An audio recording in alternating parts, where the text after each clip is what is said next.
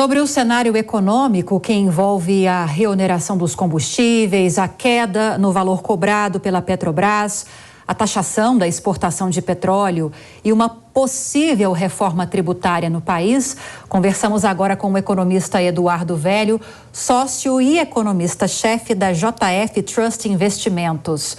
Eduardo, bem-vindo, boa noite. O Eduardo já vai conversar com a gente para tratar sobre todos esses assuntos importantes. Eduardo, confira por gentileza se o seu áudio está aberto.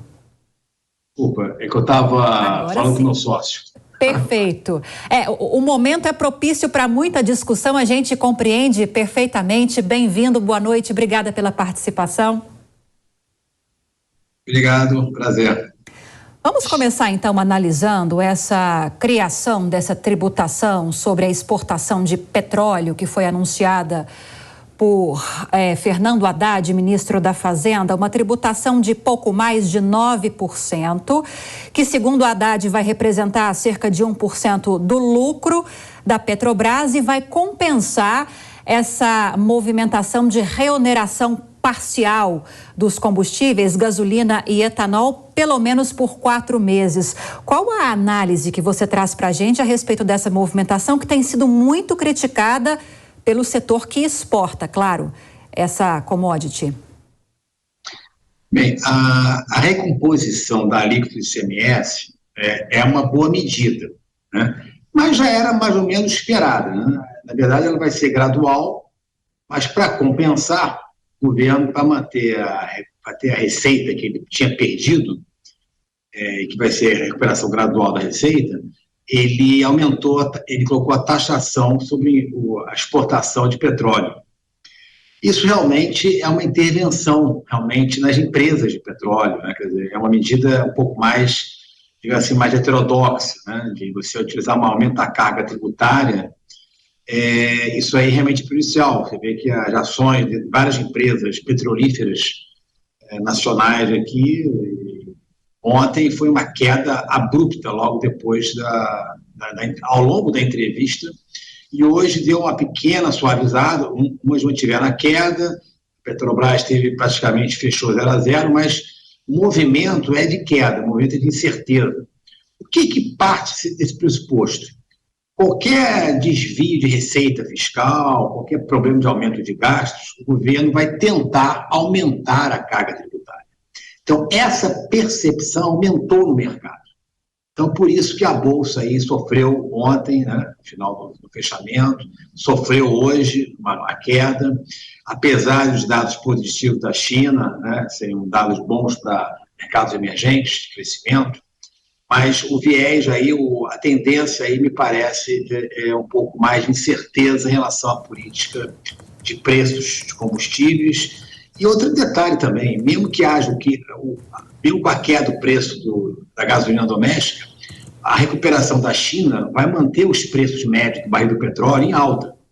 Então, como é que vai ser a dinâmica e as decisões da política de preço da gasolina nos próximos meses? Vão ser mantidas ou vai deixar o mercado seguir alinhado com a paridade internacional? Essa é uma grande dúvida hoje que existe no mercado financeiro internacional. A gente está percebendo, e quero sua análise a respeito disso, Eduardo, um movimento muito visível, concreto do governo de se criar essas compensações. Falamos a respeito dessa compensação com a tributação sobre a exportação de petróleo. Falamos hoje também com o nosso repórter João Vitor Rocha sobre a criação de uma tributação sobre apostas online envolvendo jogos esportivos, justamente para que haja uma compensação em relação a essa ampliação da faixa de isenção do imposto de renda, mas o foco do governo é numa reforma tributária. Pelo que se tem discutido até aqui, você acredita que é uma boa alternativa às sugestões que vêm surgindo nesses últimos dias? A reforma tributária, desde que meu início no mercado financeiro, em 1994, há uma pretensão de fazer a reforma tributária. O problema é que envolve vários interesses entre os Estados, é uma guerra fiscal aí em curso, né? E todas vários estados reduzem suas alíquotas, dão incentivos fiscais para atrair investimentos. Então, não é tão fácil fazer uma reforma tributária no Brasil, né? Mas a perspectiva é positiva. Acredito numa mini reforma tributária, mas eu acho que nesse primeiro semestre vai ter muita discussão ainda, né? O governo está começando. Eu acho que vai ser ainda uma coisa um pouco lenta, que eu vejo. Quer dizer, e mesmo que ocorra uma aprovação de uma mini reforma tributária, que eu ainda acho muito difícil, assim, no curtíssimo prazo, o impacto disso em termos de eficiência, de crescimento econômico, ao longo do tempo, né? Isso é a experiência de vários países. Então, a gente tem que contar, eu acho que o mais importante hoje é o governo dar uma notícia boa, uma notícia positiva, que é o arcabouço fiscal, uma nova regra que sinalize o comprometimento com a estabilidade da dívida pública ao longo do tempo. É isso que há uma demanda hoje dos investidores para realmente reduzir as incertezas. Uma nova regra fiscal, aí sim, esse arcabouço que eu acho importante para uma redução futura de juros.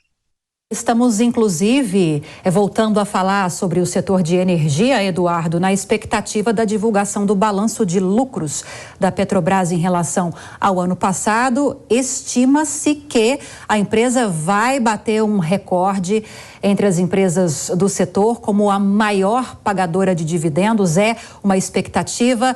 Quais são suas apostas em relação a esse balanço que vai ser divulgado? E se isso pode mudar nesse novo governo, com essa proposta, inclusive, de reduzir o pagamento de dividendos aos acionistas? Como vocês estão acompanhando essas especulações, essas possibilidades? É só olhar o que aconteceu ontem, quase no fechamento dos mercados, e hoje, ao longo do dia, hoje, nas mesas de operações de várias instituições financeiras, não só aqui no Brasil, como no exterior. Há uma incerteza em relação não só à política de preços dos combustíveis ainda ao longo dos próximos meses, mas também em relação à política de dividendos. Então, se você tem aí teve uma entrevista aqui onde os membros da equipe econômica, os ministros da área econômica, sinalizaram que a Petrobras tem que ter uma função social, dá uma incerteza em relação a que uma parte desses dividendos, na verdade, não vão ser distribuídos, quer dizer, vai ser uma menor distribuição, e isso vai ser utilizado para outro tipo de digamos assim, outro gasto, digamos assim, na verdade, para um gasto, né? E isso me parece que dá mais uma incerteza aí no sentido microeconômico, em termos de empresa.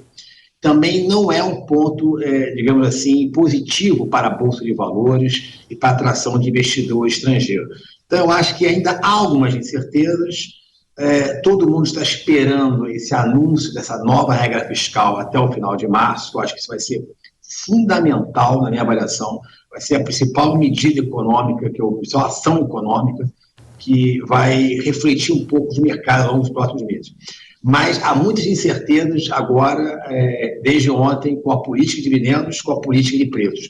Isso aí é fundamental, o governo elimine rapidamente essas incertezas para que o fluxo de recursos externos mantenha-se vindo para o Brasil. O Brasil tem que aproveitar o momento que a economia americana vai começar a desacelerar.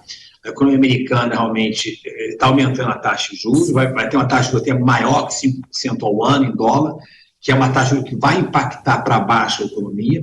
Então, o Brasil tem que aproveitar esse momento para atrair. O único ponto positivo assim, que eu vejo no curto prazo é a China está em alta, recuperando, e isso é bom para sustentar preço de commodities. Mas, por outro lado, inflação agrícola o preço médio do petróleo também não tem tendência de queda na minha avaliação, é tendência, na verdade, de alta.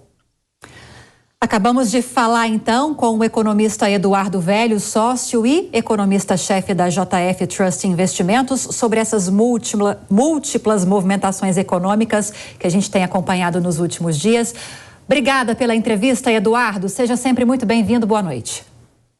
Um abraço, boa noite a todos.